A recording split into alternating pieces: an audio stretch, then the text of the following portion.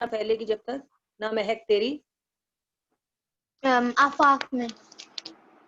شاباش آفاق میں.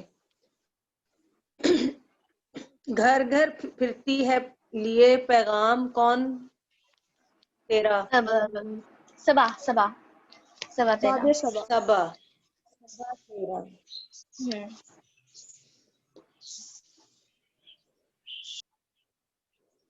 حالی کا رنگ بیاں کیسا ہے. حالی کا رنگ بیاں کیسا ہے.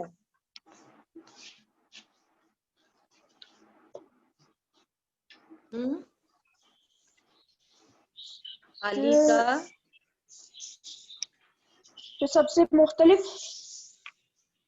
سب سے جدا. حالی کا رنگ بیاں ہے سب سے جدا. خلعت سلطانی کے کیا معنی ہیں. خلعت سلطانی. ملت سلطانی کا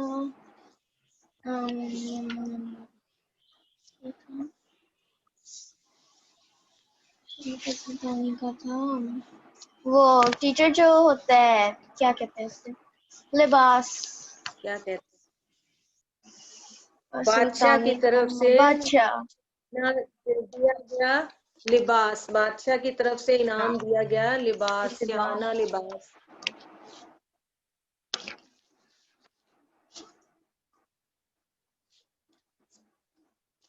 میں ایک دفعہ اس کی ذرا ایکسپلینیشن آپ کو شعروں کی کر دوں، اس کے بعد آپ نے اس کا کام کرنا ہے.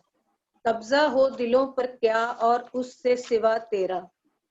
تشریح طلب شعر جو ہے یہ آپ کو وہ پہلا آپ کو یاد ہونا چاہیے کہ کیسے لکھنا ہے. تشریح طلب شعر الطاف حسین حالی کی نظم حمد سے لیا گیا ہے. اس میں جو حالی جو ہیں وہ جو ان کی تعریف کے بارے میں 2-3 جملے آپ لوگوں نے لکھنے ہیں کہ حالی کا انداز بیان سب سے جدا ہے. حالی اپنی شاعری کی وجہ سے دنیا میں بہت مشہور ہے اور حالی کا شمار اردو ادب کے اہم شاعروں، نثر نگاروں اور تنقید نگاروں میں ہوتا ہے. مولانا حالی کی شاعری نے اصلاحی، اخلاقی اور ملی شاعری کی طرز پر شاعری کی اور اس نے اردو ادب پر بہت گہرے اثرات مرتب کیے.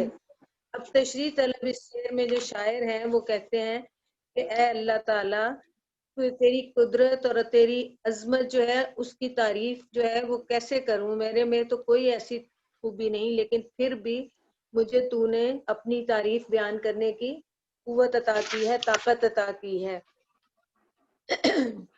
اللہ تعالیٰ جو ہے میری نافرمانیوں، انسان کی نافرمانیوں کے باوجود اپنی رحمتوں کی بارش بندوں پر کرتا ہے. انسان غلطیاں کرتا جاتا ہے، اس سے غلطیاں نہ چاہتے ہوئے بھی ہو جاتی ہیں اور جس کا اس کو پتہ بھی نہیں چلتا. لیکن اللہ تعالیٰ جو ہے اپنی مہربانی، اپنی رحمت سے بندے کو کبھی بھی مایوس نہیں کرتا اور ہر وقت اس پر رحمت کی بارش کرتا رہتا ہے.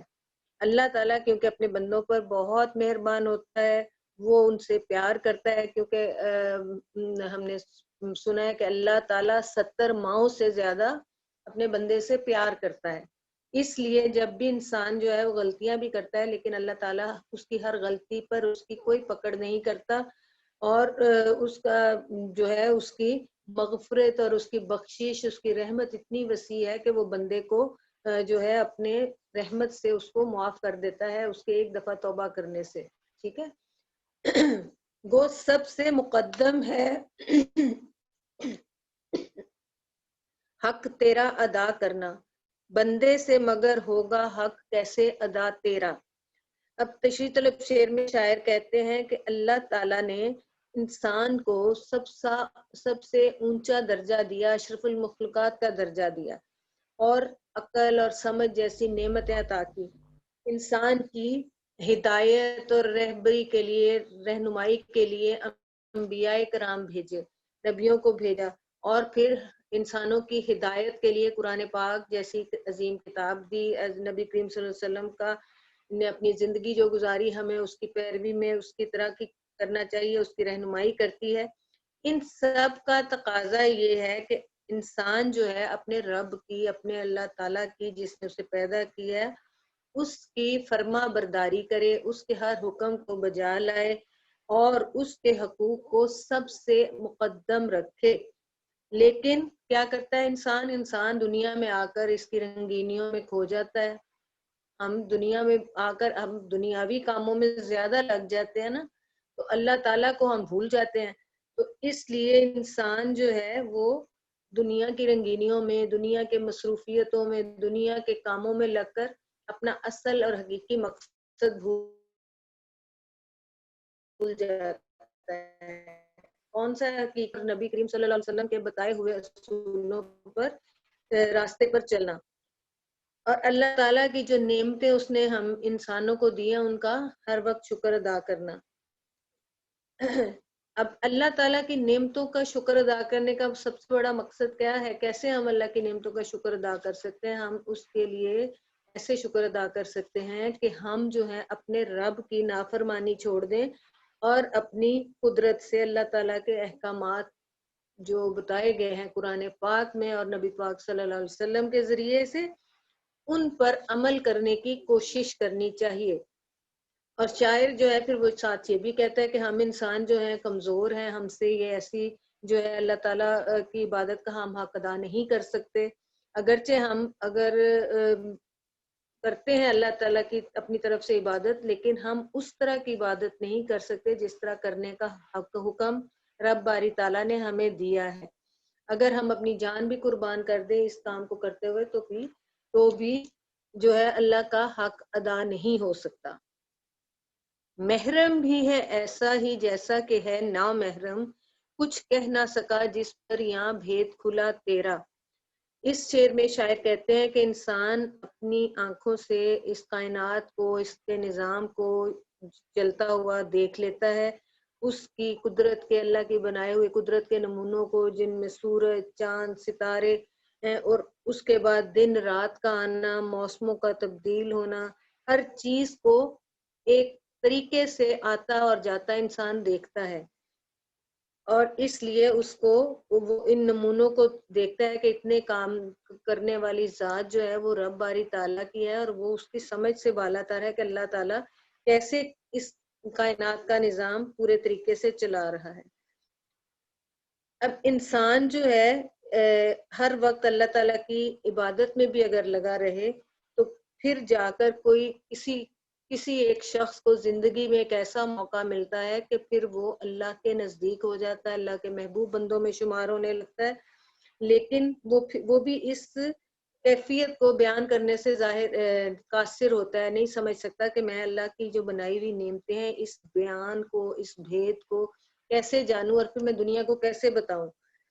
اب جس پر اللہ تعالیٰ کی، وہ شاعر کے مطابق یہی ہے کہ جس پر اللہ تعالیٰ کا یہ راز کھل جائے وہ بھی اس بات کو بیان کرنے سے قاصر ہے، اور جس کو ابھی اس چیز کو سمجھ بھی نہیں ہے وہ بھی اس بات کو بیان نہیں کر سکتا۔ اس کا مطلب یہ کہ گویا نامحرم اور محرم، محرم کا مطلب ہوتا ہے جاننے والا، اور نامحرم نہ جاننے والا، دونوں ایک جیسے ہی ہیں۔ جو اللہ کو جان بھی لیتا ہے لیکن وہ اس چیز کو بیان نہیں کر سکتا، وہ پھر اپنے لیے اس چیز کو سمجھ لیتا ہے کہ میں نے رب کو دیکھ لیا، میں پا لیا، اس کا مقصد حاصل کر لیا، لیکن جو شخص نہیں جانتا، جو شخص اللہ کی حقیقت کو نہیں جان سکتا، وہ اور جاننے والا دونوں شاعر کے نزدیک برابر ہیں، کہ کیونکہ وہ اس کو جاننے کے باوجود اس چیز کے ادراک نہیں ہے کہ وہ کیسے اس چیز کو بیان کرے۔ جچتا نہیں نظروں میں یا خلت سلطانی، کملی میں مگن اپنی رہتا ہے گدا تیرا۔ گدا ہوتا ہے فقیر۔ اب اس تشریح طلب شعر میں الطاف حسین علی کہتے ہیں جس شخص کو اس دنیا میں اللہ تعالیٰ کی محبت مل جائے، اللہ سے محبت مل جائے، وہ پھر کسی اور چیز کا محتاج نہیں رہتا، نہ ہی اسے کسی بادشاہ کی شان و شوکت، نہ ہی اس کا بادشاہ کی طرح کی ظاہری مال و دولت اور قیمتی لباس کی اہمیت تو اس کے نظر میں ہوتی ہے، اور نہ ہی اس کی کسی جگہ کی حکمرانی کرنا اس کے نزدیک کوئی اہمیت رکھتا ہے۔ بادشاہوں کی نظر جو ہوتی ہے، ان کی نظر میں ان کی بادشاہت کرنا بظاہر تو بڑا پرکشش نظر آتا ہے، اچھا نظر آتا ہے، لیکن وہ لوگ جو ہوتے ہیں جو زیادہ تر اس طرح کے مال و متاع میں پڑ جاتے ہیں، جن کے پاس دولت ہوتی ہے، بہت کم ایسے ہوتے ہیں جو کہ اللہ کے احکامات کو جانتے ہوئے اس پر عمل کرنے کی کوشش کریں۔ ایسے لوگ اکثر و بیشتر دلی سکون اور نعمت، اس سکون جیسی نعمت سے محروم ہوتے ہیں۔ وہ ہر وقت کسی نہ کسی پریشانی میں مبتلا رہتے ہیں۔ ان کے مقابلے میں جو ایک درویش ہوگا، فقیر ہوگا، وہ جو ہے اللہ تعالیٰ کی طرف سے اس کے اندر ایک نعمت ہوتی ہے، صبر، شکر، قناعت، وہ اس چیز میں راضی رہتا ہے اور وہ آرام اور سکون کی نیند سوتا ہے، اور اس کے کیونکہ اس کا دل کسی لالچ سے پاک ہوتا ہے، اس لیے وہ ان سب دنیاوی چیزوں سے، دنیاوی مال و متاع سے دور ہو کر اپنے رب کی عبادت میں مشغول رہتا ہے، اور ایک دنیا سے کنارہ کش ہو جاتا ہے اور دور ہو کر اللہ کی عبادت میں مگن رہتا ہے۔ جب انسان کو اپنے رب کی پہچان نصیب ہو جاتی ہے تو پھر اسے اس بات کا یقین ہو جاتا ہے کہ اس کائنات کو، اس پوری دنیا کو چلانے والی ایک ذات ہے جو کہ رب العالمین ہے۔ اب دنیا کا، پھر دنیا کے کسی بھی بادشاہ کا، چاہے وہ کتنا ہی عظیم مرتبہ ہو، چاہے کتنا ہی دولت مند ہو، وہ پھر اس کی نظر میں، یہ جب کوئی شخص اللہ کی حقیقت کو جان لیتا ہے تو پھر اس کی نظر میں دنیاوی مال و متاع کی کوئی قیمت نہیں رہتی، اور اس کیونکہ جو اللہ کو حقیقت کو جان لیتے ہیں وہ پھر اپنے دل کے لیے سکون اور راحت پا لیتے ہیں۔ ان کو اس چیز میں ہی راحت ملتی ہے کہ وہ اپنے رب کی عبادت کریں، ہر وقت اس کے کیے گئے احکامات پر پورا اتریں، ہر عمل ایسا کریں جو کہ اس کے رب کو پسند ہو۔ تو ہی نظر آتا ہے ہر شے پہ محیط ان کو، جو رنج و مصیبت میں کرتے ہیں گلہ تیرا۔ اب اس شعر میں بھی شاعر جو ہیں وہ کہتے ہیں کہ انسان جو ہیں اللہ کی تخلیق ہے، لیکن انسانوں سے بھی جو ہے وہ کوئی نہ کوئی ایسی غلطی سرزد ہو جاتی ہے جس سے اللہ تعالیٰ نے منع کیا ہوتا ہے، لیکن پھر بھی ان کا بھروسہ اپنے رب پر ہوتا ہے کہ اللہ تعالیٰ ان کی اس غلطی کو معاف فرما دے گا۔ اور کچھ لوگ جو ہیں وہ دنیا کے مسائل سے گھبرا کر شکوہ شکایت ہر وقت گلہ کرتے رہتے ہیں کہ یہ مصیبت جو ہے، یہ رنج جو ہے، یہ دکھ جو ہے، یہ پریشانی جو ہے ان کی قسمت میں ہی لکھی تھی۔ تو ایسی جب تکلیف کوئی آ جائے تو ان کو اس چیز سے، پھر وہ اس چیز کا گلہ اپنے رب سے شروع کر دیتے ہیں کہ ایسی تکلیفیں، ایسی پریشانیاں جو ہے یہ میری زندگی میں جو آئی ہیں یہ کیوں آئی ہیں۔ لیکن اس کو پھر اس کا جب مسائل کا کوئی حل نظر نہیں آتا تو پھر وہ اللہ کی طرف رجوع کرتا ہے، پھر وہ کہتا ہے کہ یہ جو اس جہان کا مالک ہے اور یہ رنج اور مصیبت جو آنے والی چیز تھی یہ اللہ کی طرف سے ہی مجھے آنی تھی، اس وجہ سے میں اس چیز سے باہر نہیں نکل سکتا۔ اگرچہ اللہ سے گلہ کرنا نافرمانی اور ناشکری ہے، کہ اللہ تعالیٰ سے گلہ کریں تو یہ ایک ناشکری بات ہے اور اللہ کو یہ بات پسند بھی نہیں ہے۔ یہ حالت اکثر لوگوں کی جب غصہ ان کا اتر جائے یا جب ان کو پریشانی ہو، پشیمانی ہو، تو پھر اس چیز کو سمجھ لیتے ہیں کہ یہ میں غلط کر رہا ہوں۔ اب جب وہ انسان اپنی اس توفیق سے، اللہ کی اہمیت سے، اللہ کی عظمت سے جان لیتا ہے اور پھر وہ اس چیز کا اس کو جان لیتا ہے کہ میں یہ غلط کر رہا تھا، تو وہ اللہ سے معافی مانگتا ہے، اللہ سے توبہ کرتا ہے، اور پھر انسان جو ہے اللہ کی طرف رجوع کر لیتا ہے۔ اس لیے وہ اللہ تعالیٰ اپنے اس بندے کو پھر قریب کر لیتا ہے اور اس کو معاف کر دیتا ہے۔ اس لیے انسان کو چاہیے کہ اپنے غصے کو قابو میں رکھے، اور اگر کوئی رنج، مصیبت، دکھ، تکلیف، پریشانی اگر کوئی اس کو آئے تو وہ اس کام کے لیے اللہ سے شکوہ یا شکایت نہ کرے، کیونکہ شکوہ نہ کرے کیونکہ کوئی بھی کام جو ہوگا جس کے کرنے کا یا پورا ہونے کا ایک وقت مقرر ہے۔ اب جب وہ کام اگر وقت پر نہیں ہوتا تو انسان اللہ سے شکوہ شکایت کرنا شروع کر دیتا ہے کہ یا اللہ تو نے یہ میرا کام نہیں کیا۔ اب ہم اللہ کے کسی بھی دعا کے پورے ہونے کا یا قبول ہونے کا کوئی ایک اللہ نے وقت مقرر کیا ہوتا ہے، وہ ہم اس طرح نہیں کہتے کہ میں نے ابھی دعا کی تو میری ابھی پوری ہو جائے، تو وہ تو کبھی کسی وقت ہو سکتی ہے، ادروائز ہر ایک کو نہیں اس طرح ملتا۔ آفاق میں پھیلے گی کب تک نہ مہک تیری، گھر گھر لیے پھرتی ہے پیغام صبا تیرا۔ آفاق ہوتا ہے دنیا۔ اب اللہ تعالیٰ اس شعر میں شاعر کہتے ہیں کہ اللہ تعالیٰ کا جلوہ جو ہے اللہ تعالیٰ کی بنائی ہوئی نعمتوں میں، قدرت کی نشانیوں میں نظر آتا ہے کہ اور پھر انسان سوچنے پر مجبور ہو جاتا ہے کہ یہ جو فطرت ہے، یہ قدرت ہے، اس کی رنگینیاں ہیں، اس کی خوبصورتیاں ہیں، اس میں جو پہاڑ ہیں، دریا ہیں، سمندر ہے، پرندوں کا اڑنا، چاند ستاروں کا جو ہے آنا جانا، یہ ساری چیزیں سوچ دیکھ کر انسان سوچنے پر مجبور ہو جاتا ہے کہ یہ کسی انسان کے بس کی بات نہیں، یہ بنانے والی ذات جو ہے رب باری تعالیٰ ہے۔ اور پھر وہ اللہ تعالیٰ کی جو ہے نا وہ ان نعمتوں کا شکر ادا کرنے لگتا ہے کہ جب وہ ان بے شمار نعمتوں کا دنیا میں مظاہرہ دیکھتا ہے، مثالیں دیکھتا ہے، تو اللہ تعالیٰ کے وجود کا، اللہ تعالیٰ کی بڑائی کا احساس کرنے لگتا ہے۔ اب صبح کی جو ٹھنڈی ہوا ہے، پیغام صبا جو ہے وہ صبح کی ٹھنڈی ہوا کو کہتے ہیں۔ اس صبح کے وقت جو ٹھنڈی ہوا نسیم سحر باد صبا چلتی ہے تو اس سے ہر چیز خوشبو سے مہک جاتی ہے، معطر ہو جاتی ہے، اور ہر گھر میں یہ ہوا کے ساتھ جو ہے اللہ کا پیغام لیے ہوئے پہنچاتی ہے۔ صبح کی ٹھنڈی ہوا جہاں جہاں سے گزرتی ہے وہاں پر اللہ کی وحدانیت کا پرچار کرتی گزرتی ہے۔ اس طرح پوری دنیا میں صبح کے وقت اللہ تعالیٰ کی قدرت کا ایک دلکش نظارہ نظر آتا ہے۔ یہ کس طرح روشنی پہنچتی ہے، کس طرح آواز پہنچتی ہے، یہ ہم سب جانتے ہیں کہ اذان ہوتی ہے پوری دنیا میں کسی نہ کسی وقت، ہر وقت 24 گھنٹوں میں کسی نہ کسی علاقے میں اذان ہو رہی ہوتی ہے، اور وہ جو ہے ایک دوسرے کو اللہ تعالیٰ کا پیغام پہنچا رہی ہوتی ہے۔ اسی طرح جو ٹھنڈی ہوا صبح چلتی ہے وہ بہت مٹی سے صاف ستھری پاک صاف ہوتی ہے، اور اس میں اپنے رب کی جو خوشبو ہے یا اللہ کے نبی کی جو خوشبو ہے وہ گھر گھر پہنچتی ہے، اور کہتے ہیں کہ یہ اللہ کی نعمتوں کی آغاز ہے۔ اور جو ہی جب ٹھنڈی ہوا گرمی کے موسم میں یا بارش آئے تو انسان فوری طور پر اپنے رب کا شکر ادا کرنے لگتا ہے۔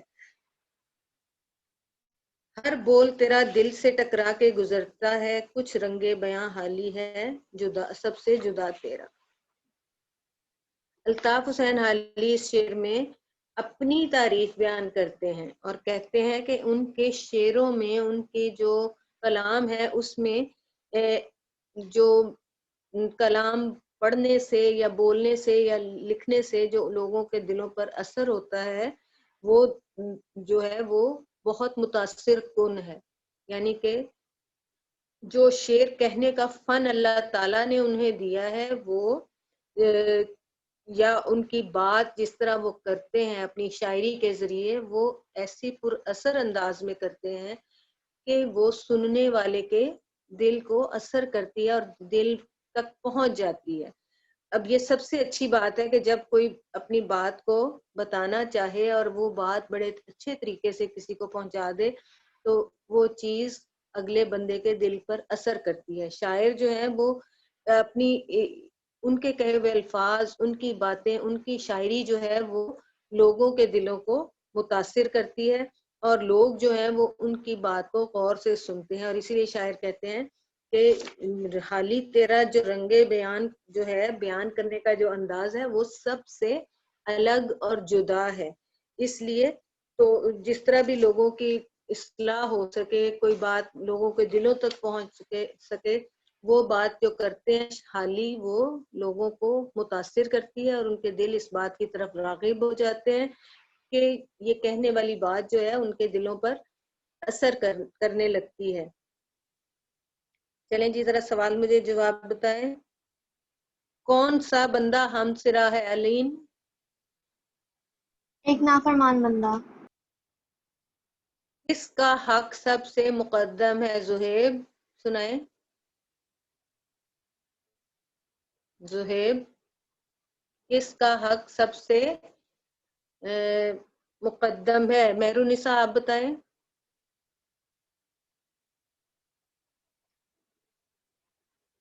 مہرونسا آپ سن رہے ہو بیٹا؟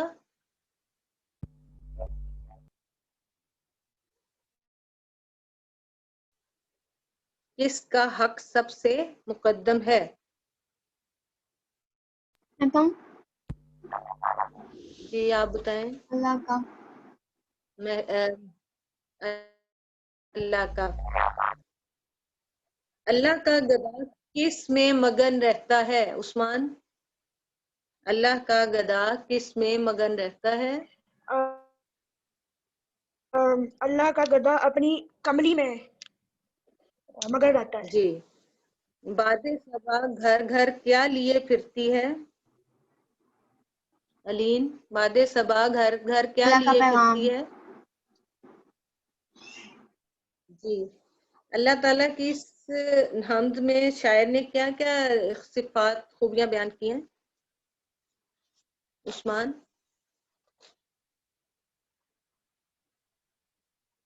یس. اللہ تعالیٰ کی شاعر نے اس حمد میں کیا کیا خوبیاں بیان کی ہیں؟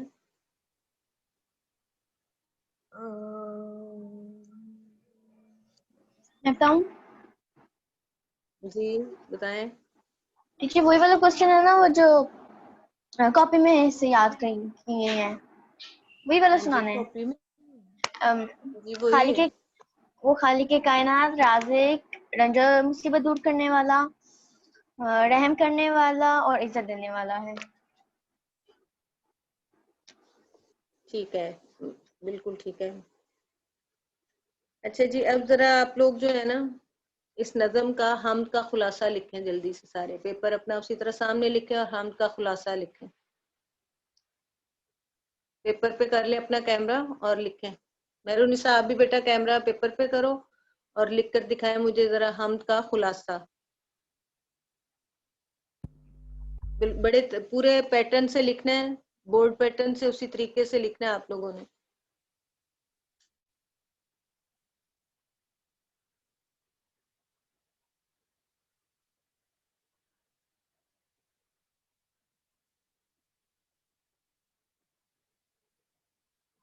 جی.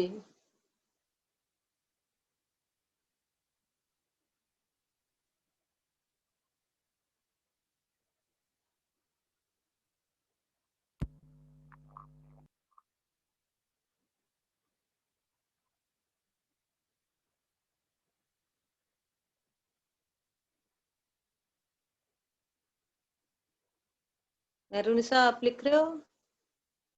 میرونسا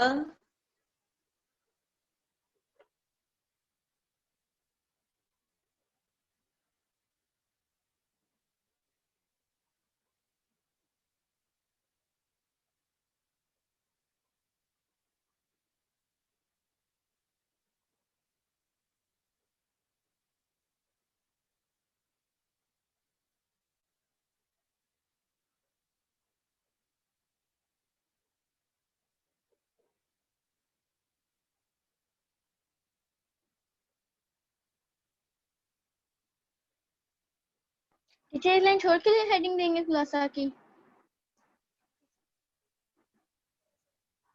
بے شک لائن چھوڑ دیں یا ویسے ہی لکھ لیں، کوئی فرق نہیں پڑتا.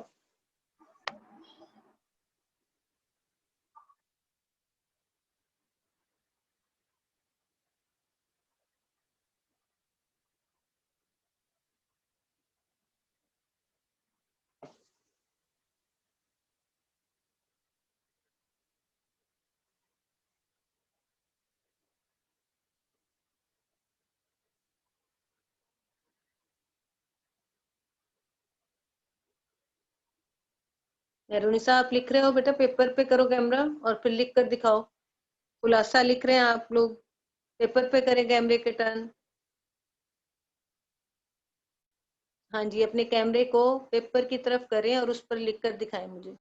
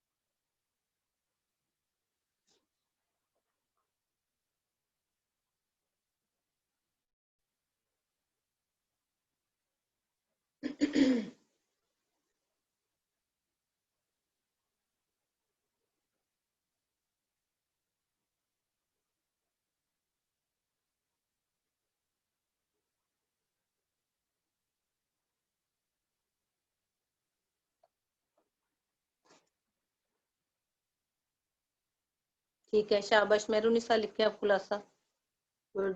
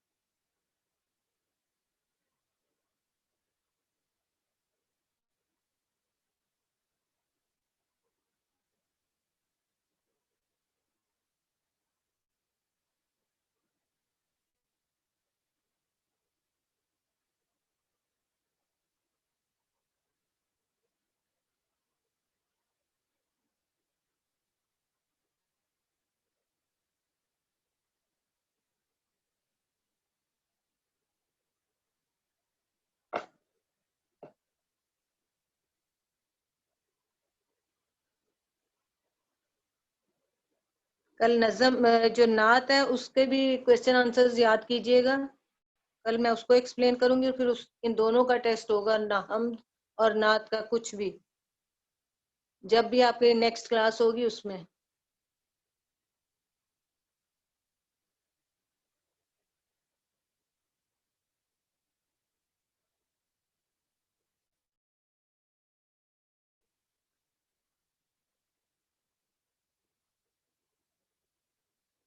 عثمان بیٹے, آپ انک پین یوز نہیں کرتے ہو, انک پین یوز کیا کریں, آپ کی رائٹنگ پریکٹس اس سے نہیں صحیح ہوگی.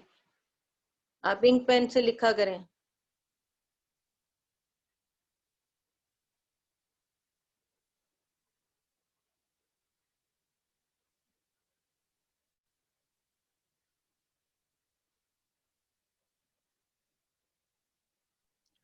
جب پتہ نہیں میں نے کہاں رکھ دیا, مجھے مل نہیں رہا, میں اگلے ٹیسٹ میں یوز کروں. نیکسٹ کلاس میں آپ نے پین, انک پین سے لکھنا. میں نے ایک دن آپ کو آگے بھی کہا تھا بیٹا, آپ کی رائٹنگ پریکٹس جو ہوگی وہ اس انک پین سے ہوگی, اس سے پھر نہیں ہوگی صحیح.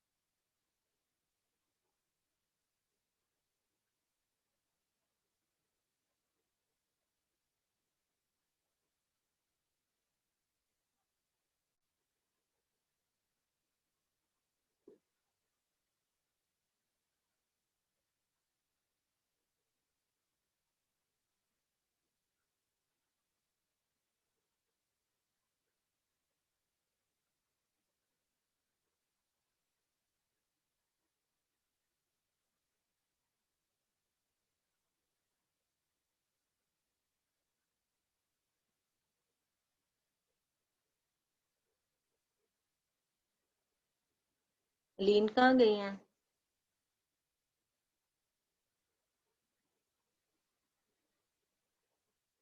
لین آپ نہیں لکھ رہے ہو؟ مجھے اگلے پیج پہ جا کے یہ پھر ایڈجسٹ کرنا پڑے گا، اس لیے میں اپنی ویڈیو بند کر رہا ہوں 1 سیکنڈ کے لیے. اوکے، مجھے یہ پڑھا دیں ذرا پہلے.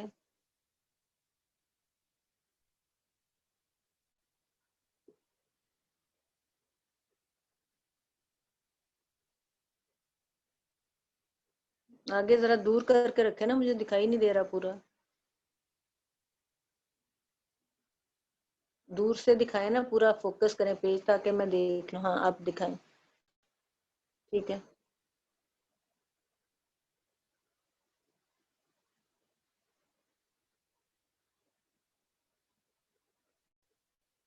قادر جب لکھا ہے تو قابض نہیں لکھیں گے آپ، قادر ہے بس لکھنا ٹیچر ہے وہ آپ نے. میں نے کٹ کر دیا تھا قادر. آپ کا وہ دیکھا نہیں ہے، اس کا دیکھ رہی ہوں. چلیں آگے کریں، اگلا پیج کریں. اب عثمان لکھ لیا آپ نے؟ علیم یس ٹیچر لکھ لی ہے. سیدھا کریں پیج پہ، میں آپ کا پڑھوں ذرا. بالکل فوکس پورا کریں، پیج پورا پیج دکھائیں تاکہ آپ کا چیک کروں.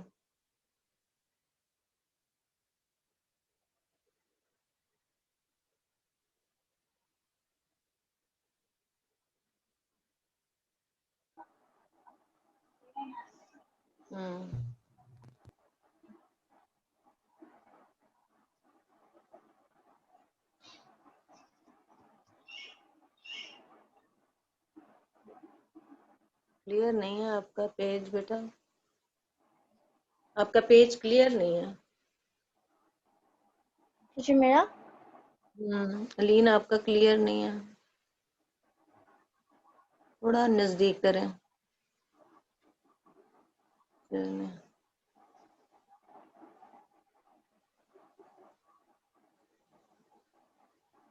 قادر آنا ہے آپ کا بھی لفظ پر، قادر ہے. اور آگے کیا لکھا ہے آپ نے؟ ٹیچر میں نے قابض وہ لکھ اسے دیا. کٹ کر کے اوپر قابض لکھ دیا تھا. قابض نہیں، آپ قادر لکھیں گے. قادر قادر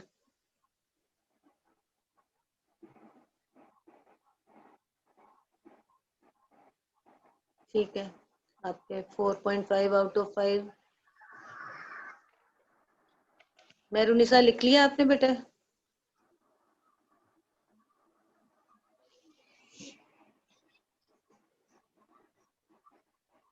کل نعت کا بھی جب نیکسٹ کلاس ہوگی اس میں نعت کی بھی آپ تیاری کریں اچھی طرح. اور اس دونوں کی پھر کل میں کروں گی آپ کا ریٹرن کوئی بھی ٹیسٹ.